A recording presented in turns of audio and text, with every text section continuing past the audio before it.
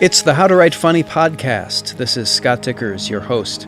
I'm speaking today with Sarah Cooper, a freelance writer and comedian who created the very popular Cooper Review. Sarah, can you sort of give us an idea of where you're at right now with your comedy career? I am launching a book in about 6 weeks, which is my first book.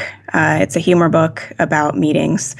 And it's based on my life in the corporate world. And so I've basically been going back and forth between being sort of an independent creative and a person in the corporate world for 15 years now.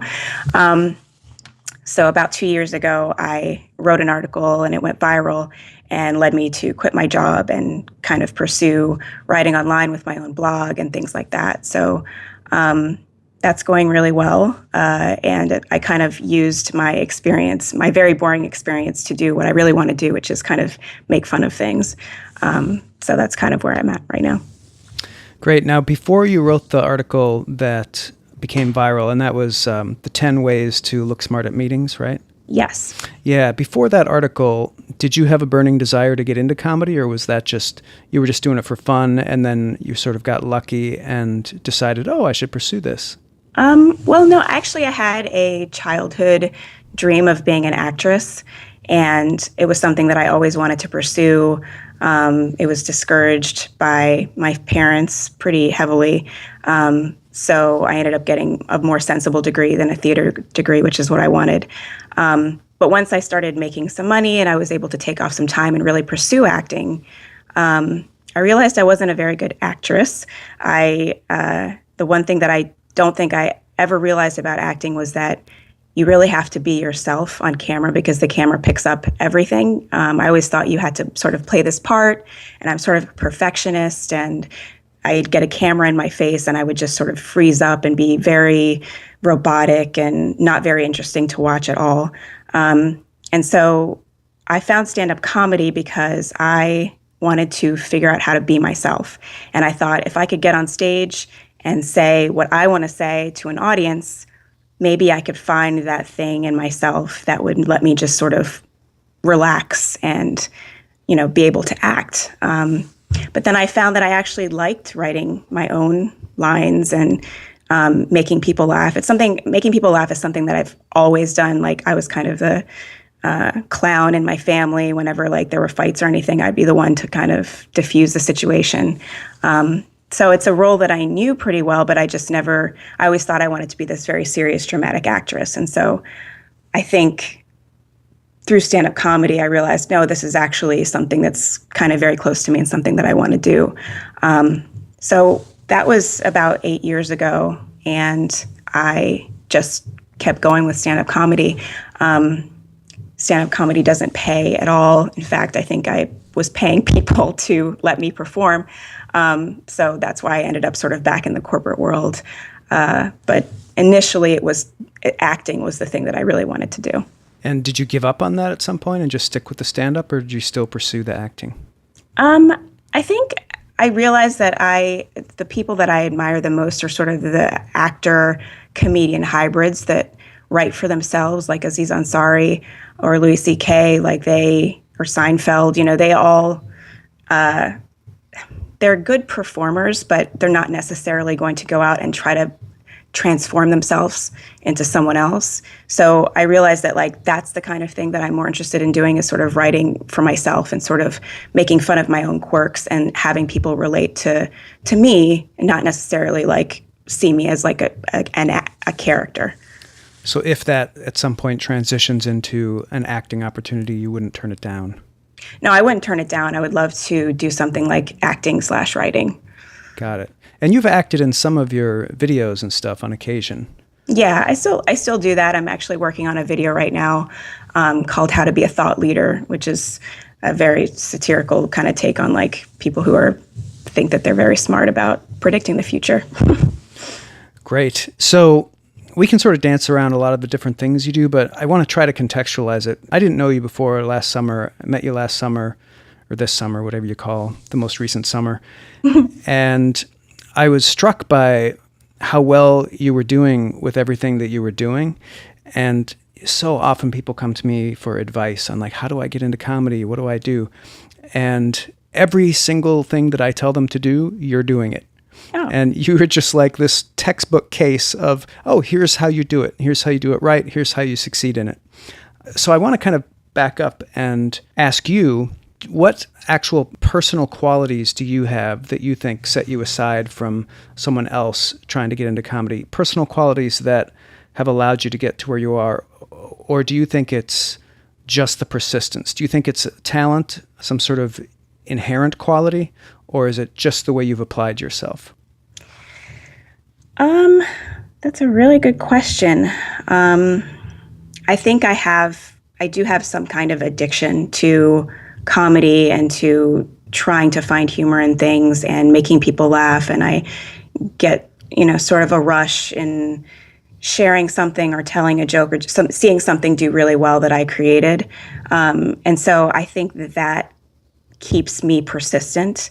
I think I also, having been in a different kind of world where I'm sitting at a desk all day and I have deadlines, has helped me in a little bit kind of, create a structure for myself and try to create goals and try to actually get somewhere, instead of just, sort of doing whatever I feel like doing at the time and not really being sure about what it is I want to do.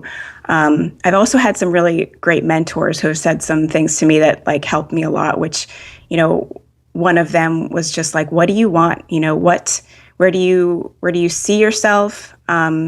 And one of the things that I thought was, I want someone to pay to see me who doesn't know me, because mostly it's people paying to see me who are my friends or my family. So that was like one goal that was sort of something that I could reach for. But I think a lot of people get into it and they just sort of expect things to happen without sort of setting those goals. And I do believe in luck, but I think that luck comes to people who are prepared, which is like a super cheesy thing to say, but it's very true. Yeah, I think it's like a Boy Scout slogan or something. Yeah, I think, so I've spent a lot of time on my website. And so, when it gets a lot of attention, it's ready. It's promoting my book. It's promoting all the things that I need to do. And if I hadn't spent the time a year and a half ago to like have that ready, then, I'd be missing a lot of opportunities now. So it's some planning is involved. Right. And you wouldn't be able to maximize opportunity when it does come. Exactly. It seems like you've been doing really well. Let's talk about stand-up a little bit more. I just want to go back to that. So you must have gotten pretty good at it after 8 years, you said you've been doing it? Yeah. How often do you do it? I do it very infrequently now, so probably once every few months or something like that. Oh, okay. I was doing it a lot more in New York. I just moved to San Francisco from New York. And I just got a little burnt out. I was doing sort of the same material. I was very scared of trying new material. So I just got sort of, burnt out of doing it. So now I kind of do it. It's fun, but it's not something that I'm really focusing on. Right. And as you said, it actually costs money to do. Often, so yes. Get what you can out of it and move on. And you have very wisely moved on to a speaking career. I don't know much about that. Maybe you can tell us what you're doing in that arena. You call yourself an unmotivational speaker? Is that Demotivational. Okay, yeah, demotivational. I just got into speaking probably a year and a half ago or something like that. Everybody wants to know, how did you do that? My website, somebody found me through my website and put me in touch with someone who was running this Funny Biz conference, and they had a speaker drop out at the last minute, needed somebody, and I, put together a talk, in a few weeks and was able to speak, and now have a video of me speaking, which I can show to other people, which has gotten me some other speaking engagements. But it's not easy to get into the whole, people say you can make a lot of money speaking. I haven't made a lot of money. I'm hoping some time to make money doing some speaking engagements. But it's a lot of it is through who you know, and being able to show very quickly that you have a topic that you can talk about that people want to hear about. Yeah. And like you said, you're laying the groundwork so that when any kind of opportunity comes, you have every piston ready to fire. You've got the video, you've got the talk, you know what I mean? You've got like feelers out. And the other thing they tell you to do when you're trying to launch a speaking career is have a book, and you're doing a book. Yeah. So, make yourself an expert in some niche. And that's another really smart thing you've done. Let's back up again and sort of talk about the comedy niche that you're in. Yeah. And it just kind of found me. A year prior to me writing that article, I tried to start kind of a parody of Cosmo magazine and make fun of like women's magazines. That didn't really go anywhere, but it's something that, it was a start of something. Did you think of that before The Reductress? I did. Good for you. Yeah. I have a list of 100 articles that I think I actually sent to them because I was like, I'm never going to write these, so maybe you guys can write some of these. Did they buy any of them? No. Okay. Yeah, I think they're good. They have a book coming out too, actually. Yes. Yeah, so that didn't really go anywhere for me. And then, a year later, I was writing from my experience of being in meetings all day, and that really took off, and it taught me a huge lesson about, write what you know, like another cheesy piece of advice, but don't fight where you are in life, and this is something you and I talked about, I think, too, is that like, I'm not in the corporate world anymore, so now I have to change again, and I'm not really sure how I'm going to do that. But at the time I was just speaking from experience and just being very observational, and it did really well. The way I would describe the niche is like corporate humor, but from the outside. Like you're not in the there's a lot of inside corporate humor that feels very inside baseball, but you're sort of doing it, making fun of it from the outside. Yeah, and that's kind of how I felt when I was in meetings. I was always kind of stepping outside myself and observing people, and maybe that was like a sign that I should be doing something else. But yeah, I was always just observing how tense certain meetings were, or how scared people were to say something, or the kind of relationships in the room. I mean, it's something that seems so simple, but it's so complicated. There's so many moving pieces in a lot of these meetings. So, so my niche right now is basically just sort of making fun of all that, but not as much making fun of it as sort of exposing a lot of the ins and outs of it.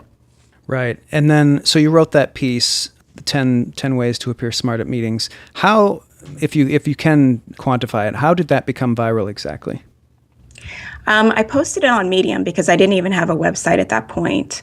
And what is Medium? Medium.com is it's kind of like the YouTube for writers, where you publish articles, and it sort of has a built-in publishing network that hopefully gets you the most views that you can get. I've never heard of that. Yeah, you should check it out. It's a great site. A lot of books have been launched from articles on there that have gone viral. And I wouldn't say that I promoted it. I didn't send it to anybody. I put it on Medium, and I shared it on Twitter and Facebook with my friends. I didn't have the Cooper Review at that point. I didn't have any brand, and it took off immediately. It had 200,000 views within a day. And then it went on from there. So I really didn't do very much for it to take off. And it made me realize that things, when things resonate with people, you'll know. There's, you can push it a little bit and try to, get some heavy hitters to share your work and things like that. But if it's not good, it's just not going to go anywhere. The viral sharing of people just wanting to share it. And this article has now been shared multiple times by the same people. When people like something, they will just share it. And so, that's been a big lesson for me to I'll do something, and if it doesn't do well, maybe I'll try one more time to share it or put it out there. But if it still doesn't do well, just, hey, move on to something else, because it's probably not going to go anywhere. Wow. So, and then tell us the process of how you parlayed that successful viral article into a book deal. Well, the article was published in July. I realized that I, wanted to start my own brand or do something like that from the article. So that's when I started the Cooper Review. And then by November, I left my job and decided to pursue that full time. I noticed online that visual content shares a lot better and usually goes a lot farther. So I turned the original article into an illustrated version, which I published on my site in January. So a few months after I left my job. That went viral again on my site. And that's when I got my first email from a publisher who was interested in maybe turning it into a book. I talked to her very briefly and quickly learned, hey, I need a literary agent, and, trying to figure out how to do that. So I, through a friend of one of my husband's, I was able to send my idea for the book to a few agents who she thought might be interested in it. And again, I wanted to publish a book previously. Like, the idea for the book was Conquering Corporate America, and it was all about, how to, win in the corporate world. And so I had this already ready. So I kind of was able to email this sort of mini introductory proposal to people to say, hey, this is sort of the idea, and would you be interested in representing me? And then I found an agent that way. She was so excited about it. She was sharing it with her whole family before she even talked to me. She was really, really into it. And we met and we talked for like 3 hours. And so I could just tell that she'd be a champion of it. And so she helped me put together a proposal, which took another 4 months.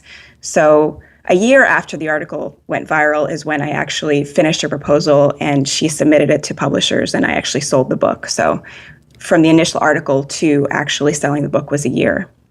And did you give any preference to that first publisher that contacted you, or no? She sent the final proposal to that publisher, but it turned out to be a bidding war, so they just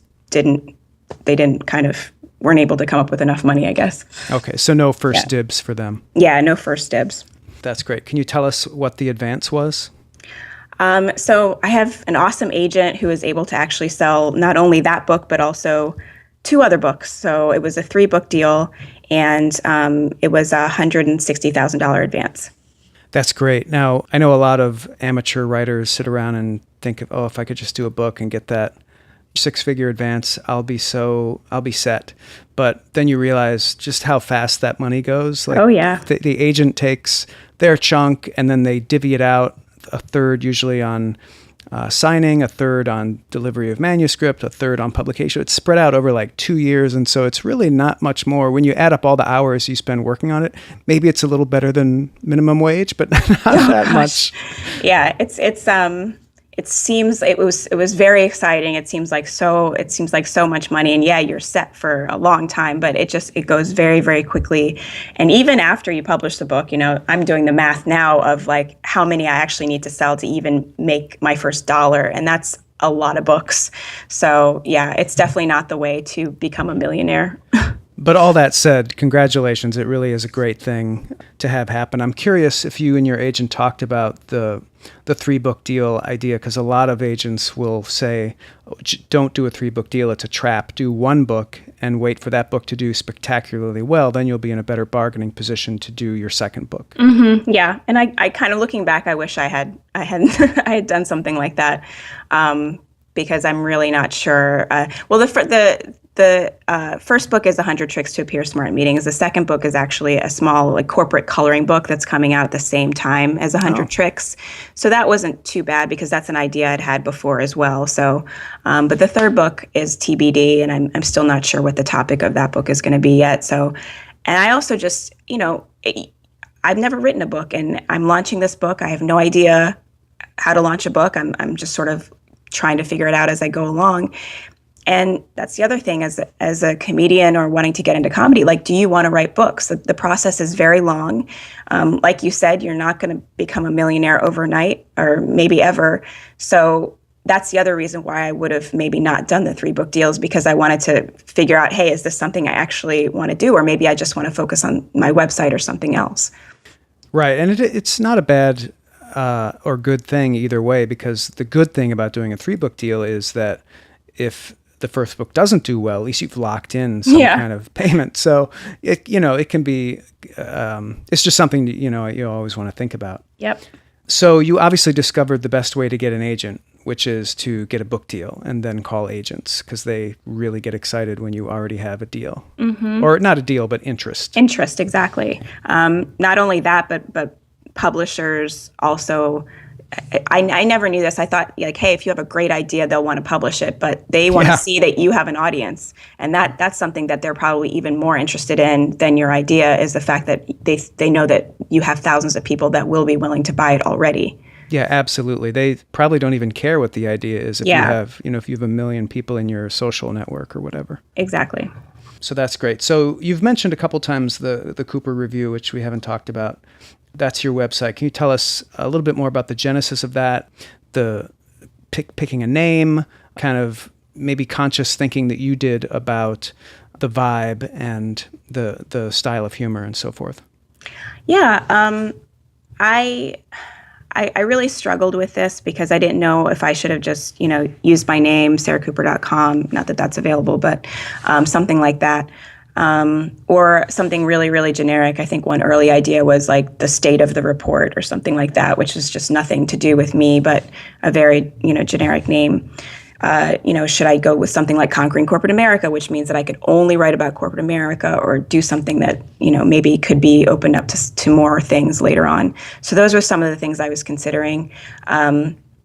Big fan of Stephen Colbert, so I kind of took inspiration from that and kind of put my name in it, but in a way that doesn't exactly mean that it has to just be me. So the Cooper Review is what I came up with.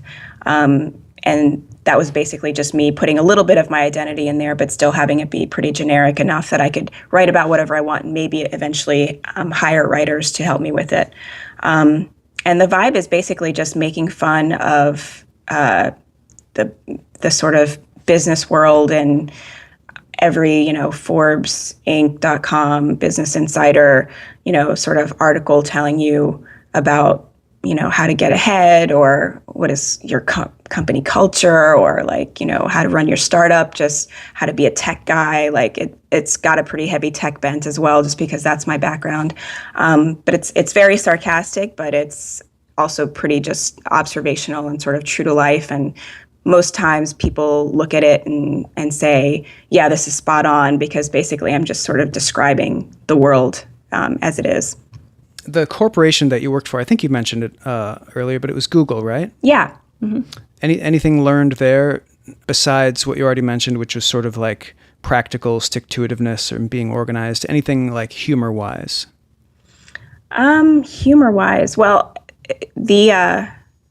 everyone who works there has a very sarcastic sort of sense of humor, which I wouldn't say I learned it there, but I just kind of was able to hone it. That's the one thing I love about Google, is that it's not one of these sort of cults where you feel like you can't just say what you feel. Like nothing was sacred there, and people would make fun of pretty much everything, which I kind of loved about about working there. But yeah, so I kind of just felt I fit right in there. I met my husband there. It was kind of like a family. Yeah. What was your job? I was first a user experience designer on Google Docs, and then I managed the user experience design team for Google Docs. Interesting. All right. So you mentioned something earlier about the visuals, and that's, I think, a big part of the look and feel of your site and of your humor in general in your book. Mm-hmm. Those wonderful little drawings that have a very distinct style. Is that just you saying, I think I'll draw something for this, and that's sort of what comes out? Or is this a much more sort of premeditated and deliberate style that you've adopted? I think it's kind of evolved. I mean, when I first started drawing, I was sort of inspired by the Oatmeal and all of his illustrated comics, but I didn't know how to draw. So I started by just tracing photos, which kind of worked out because stock photos are inherently cheesy. And so tracing the stock photo kind of created this very cheesy scene. It's a great look. Thank you. yeah, it sort of works. I mean, it's weird because I was so embarrassed. I was like, oh my gosh, I wish I knew how to just freehand draw this stuff, but I can't. So it's sort of just out of necessity created this style that everybody really seems to like. But again, I have to be like, yeah, I'm taking photos and tracing them. And then for the book, I basically just took pictures of my husband and a few friends imitating stock photos and traced them in order to create the images for the book. Wow. Yeah. Do you have any like design background or anything? Because the sort of the color scheme and the way the drawings look just feels very professional.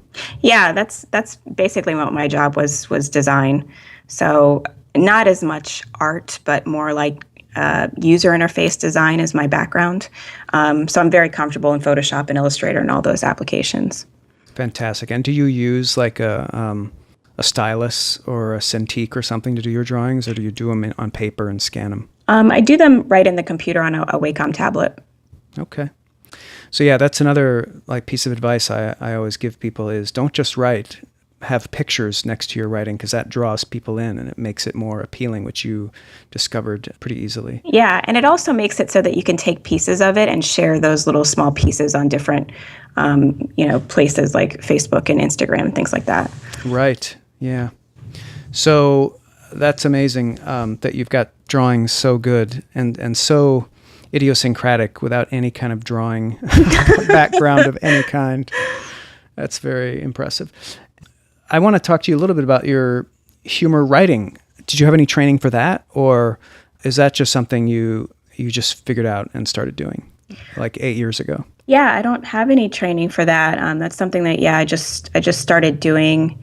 And it's really hard, but I just try to write sort of how I talk as much as I can. I love things that sort of don't make any sense, so I try to make sentences that are just sort of surprising or like just I don't know, illogical.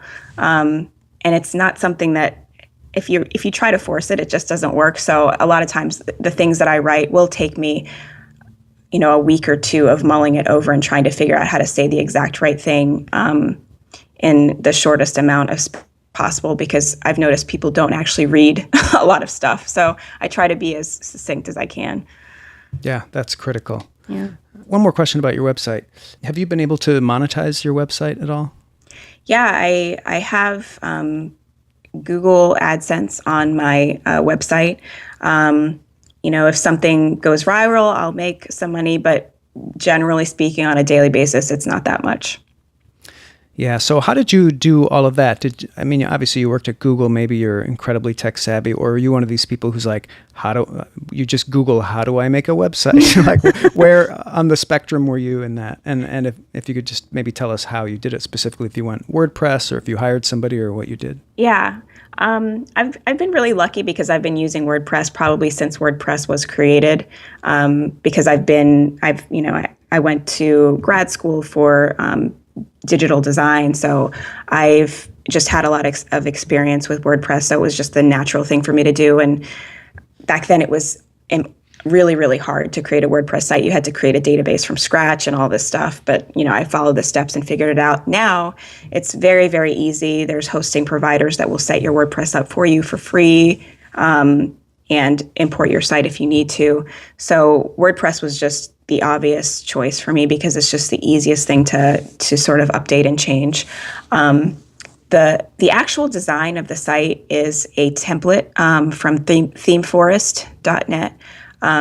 Is that one of the ones you pay for, or is that free? Yeah, it was like $60 or something like that, but it's just a one-time fee. Yeah, exactly. And it's just a very, very well designed, very easy to customize theme for WordPress. And so I'm using that, and then just kind of changing the colors and putting my logo on there and stuff like that is enough to kind of give it the brand that I want. And Google AdSense is actually really easy to use. I don't consider myself that tech savvy, but if you go to Google AdSense and you set up an account, they'll give you code and you can just copy and paste it. And that's all I do is just copy and paste ad code into my website. Let's see, you're doing the website, you're doing speaking, very rarely stand-up, doing the book. Am I missing any media that you're looking to conquer at this point? Nope. That's everything. All right. Well, I want to talk a little bit more about your childhood. You mentioned that you were sort of the comedy salve in your family, the one to smooth things over. When do you suppose that started, and why do you suppose that dynamic started for you, and what do you think that did for your particular sense of humor? I think it started very, very early. There was always a lot of tension in my family. Everyone has a great sense of humor, but my dad is very strict and very focused on being productive. We're an immigrant family. I was born in Jamaica. My whole family is Jamaican. And so there was just some tension with, I have two older sisters and one older brother. My older brother would be getting into trouble. My older sister was born with a facial deformity, so that was really hard for her, and I always had a lot of empathy and sympathy for her. My other older sister had a learning disability, and so I had a lot of empathy and sympathy for that. And I think that there was just always a need for me, being the one that didn't really have any discernible problems, to sort of figure out how to make other people sort of feel okay. And I think I just very early on felt like that was sort of my role in things, which, led to me sort of, asking for things for other people and try to make other people feel good, and kind of getting my sense of happiness from making sure that other people were happy, which, for better or worse, that's just how it was. Yeah, no, I can totally see that. You were perfectly poised to fill that role in the family. And do you still fill that role in the family, or now that you do it professionally, do you do it less in your personal life? I feel like there's just so much less tension now that everybody is older and things are sort of more settled, that I don't really feel the need to do it as much as a necessity, and more just to sort of have fun and make my family laugh. And it never goes away. My husband and I make each other laugh. I make my mom laugh. She makes me laugh. Everybody, it's laughter, and just, all of that is just it's always going to be there, whether I'm doing it on stage or not. Of course, now they'll say, please don't put this in your act or your routine, or whatever they'll say. Or sometimes they'll say, you should put this in your routine. So that's the only thing that's changed. Right. Well, as of now, this type of comedy you're doing is nothing like that type of comedy where you reveal all the skeletons in your family's closets and all that stuff. Well, my stand-up is. Oh. And my I am starting to do a few cartoons based on my sort of marriage and relationship stuff. So. I've seen you sort of start to pivot in that direction. Yeah. That's another good niche that really nobody's in. It's so amazing how many comedy niches are just empty. Yeah. You jumped right into the corporate one, which, there's been Dilbert and there's been some other people who go there a lot, but nobody really dedicated themselves. And I feel like that was just a really smart business move. Oh, thank you. Can't take credit. It wasn't planned, but yeah, it worked out. Yeah. And I know that you mentioned earlier, that you came up with the name The Cooper Review so that if you did decide to change what you're doing, you would have flexibility there. So curious to know if there's any plan for that. I feel like your dad taught you a lot about productivity, or maybe it wasn't him, but he instilled a lot in you because you are so productive. But do you have a plan for how and if you're going to transition to a different style of humor, or do you just take it by whim? Yeah, I'm just sort of, I kind of keep at the top of my mind the fact that I do have this book coming out that is really focused on the corporate world. So I do need to make that audience happy and continue to make content that is, going to help that book do well. At the same time, I'm starting to dip my toe into making humor that doesn't have to do with that niche. And I'm doing that sort of in an ad hoc basis. I will just once in a while, a lot of times on the weekend when people aren't at work, maybe share something that is more relationship based or something like that, and test it and see how well it does and see how well people respond to it. And I think I don't have like a written plan for it, but I think that that's sort of my idea, is that I'm just sort of going to start to make a few pieces of content that are going to go outside of that niche, and eventually, maybe in a year or something like that, I'll be doing more of that stuff. Now, is that stuff branded with like a different color than your signature, like aqua? Is that sort of a lavender thing, or are you putting it all under your brand color? That's what I was struggling with. I was thinking maybe I would start a whole new thing, and because it's hard to tell if you start changing your content and people aren't responding to it. At this point, I think a lot of the reason why my audience isn't responding to it is because that's not what they want from me, is because most of the people came via my corporate humor. Right. So that's tough, and I'm gonna need to, but at the same time, I do have this large audience. I do have some people that are interested in me sort of no matter what I do. They're just like what I do, and I don't want to lose those people. So I think that I'm not going to start a whole new thing. I'm just going to keep it under the Cooper Review and just sort of evolve the content. And I'm going to lose probably a bunch of people, but hopefully gain more people once my content, continues to evolve to reflect the changes in my life, which is what I want it to do. Yeah, no, that's smart. It brings to mind the Huffington Post, which handled this very wisely. They just have categories up top, and you could maybe do the same under the Cooper Review. There's like corporate, relationships, whatever. Yeah. Then you could have a different look for each like section, and then people could go there if they wanted, but they wouldn't have to, and that way you wouldn't lose them. Yeah, that's a good idea. That could work. So you talked a little bit before about how difficult it is for you to write, like you sort of churn with things for a long time. Wondering if you can dig into that a little bit more, just about your process for coming up with ideas. Do you wait for inspiration to hit you, or do you have a particular way of sitting down and sort of forcing ideas out, or sort of what's your really down and dirty process for all that? I write down ideas as soon as I come up with them. I try to just keep a running list of things that I could write about or do, because when I sit down to the computer to make something, that's when my writer's block will totally kick in. So I need to start from somewhere. A lot of the best ideas that I have are things that I wrote down a year ago, or things that I wrote down 6 months ago that I look back on and I figure out how to make it, into something that I could share on my website. And I've gotten into sort of this kind of cheesy listicle thing, but it works, so whatever. And I usually start with that, which is basically, here's an idea, here's 20 other ideas to support that main idea. And I'll just brainstorm around that and write as much as I can, and try not to judge what I'm writing, and just try to brainstorm that way. I do have a private Facebook group of friends and family that I will ping ideas off of.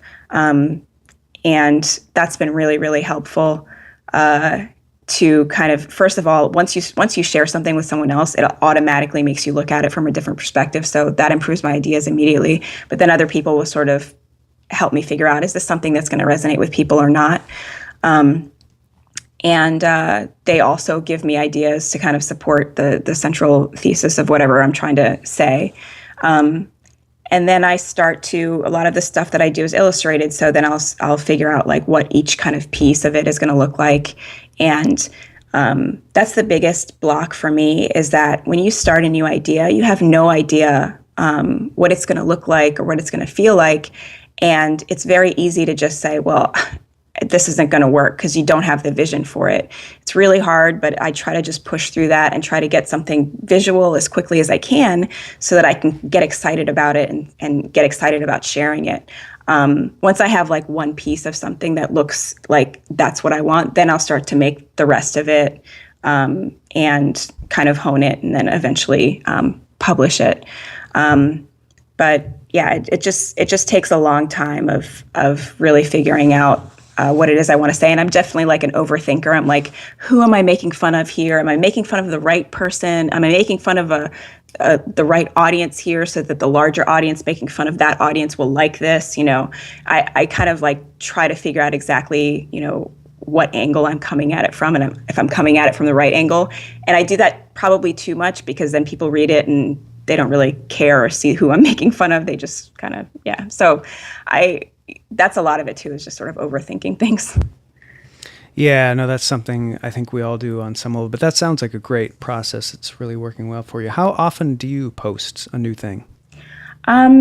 So I've started a new publishing schedule, which is basically I try to make a drawing or chart or something like that every day and share that on Facebook, Twitter, and Instagram. And then I work on longer posts and try to do a longer post or a video every 2 weeks. Wow, that's great that you have little deadlines for yourself. Yeah, I've noticed that in order to really grow your audience especially on Facebook, is consistent posting is very important. And I was so scared to post things that I would like wait maybe even a month to post something, just because I didn't want to annoy people, because you just feel like you're spamming people. But I kind of got over that hump and decided, you know what, I'm just going to, just post something every morning, whether it's just something small. It's just, because I'm right on Twitter all the time. I'm always just writing these things. And so, it's very easy to take something that kind of did well on Twitter and just turn it into an image and share it. So I just started doing more of that. On Facebook, is it your personal page where you do stuff, or did you create like a company page to do your stuff? I have the Cooper Review page where I'll post stuff there. And then I also have a Sarah Cooper comedy page, which is more like my stream of consciousness, whatever I want to say kind of stuff. Do you even have a personal page? Or I have a personal Facebook account, yeah. That's totally separate from the comedy stuff? Yep. Oh, That's working out for you, that separation? Yeah, I think so. Great. Are they linked? Like, can your fans find you in your personal world, or do you not want them to? I don't really want them to. I kind of want to, because a lot of my personal stuff is like family and like close friends and stuff like that. Sure. So I just kind of try to keep it separate. Yeah, and a lot of people in the comedy business have varying strategies for doing that. Yeah. Yours is, I think, ingrained in what your name is, because it's such a common name. It'd be really hard for anybody to actually find you if they wanted to, unless you directed them there on purpose. Yeah. I appreciate that insight into your writing process. That sounded really sort of ideal for how to do it. And then the building in deadlines, like, that's so important. I think it's so easy for people to, when they don't have deadlines, to just keep reworking something, and pretty soon it's, I've been working on this project for a year. Yeah. It just doesn't happen. So I assume you're pretty goal-oriented in general. Yeah, I try to be. I try to write down goals. I'm looking at my goal book right now. It's very hard for me to focus on them on a daily basis. So it really, really takes a lot of discipline to like sit down and think about them and reevaluate them and figure out how I'm doing with them. But I definitely try. Yeah. What are your, do you have like goals for this week, next month, a year, 3 years, 5 years, that sort of stuff? Is it that organized? I bought this book that's like a 13-week plan, and I have these goals for, I guess it's like the next 13 weeks, towards the end of the year, I guess. And I put down some really lofty goals for like growing my newsletter and growing my visitors to my site and things like that. It's mainly about, at this point, making sure that I have a sustainable business. Because with writing, I'm going to get some advance money this year. Next year, I really have no idea what kind of money I'll be making, if any. So I need to make sure that I'm going to have some income next year. And so trying to figure out how and where that's going to come from is my biggest thing right now. Yeah, great motivator for goals. Mm-hmm. So beyond like practical monetary goals, like what's your ultimate vision for being in the comedy business? Like, where do you want to end up? I'd really like to write a TV show. I think it would be really exciting to create an ongoing character that that I could write for that is sort of reflective of me and my life and things like that. So I think that that's something that I would really like to do eventually. Well, I have no doubt that you'll get there. I hope so. Because you seem to just like make everything else happen. So anyway, Sarah, it's been very inspirational talking to you. It's awesome to hear about everything you've done. Oh, thank you so much. This was great. Yeah, and continued success to you. Thank you. If you liked this podcast, there are more episodes and lots of other great resources at howtowritefunny.com. Come by and check it out.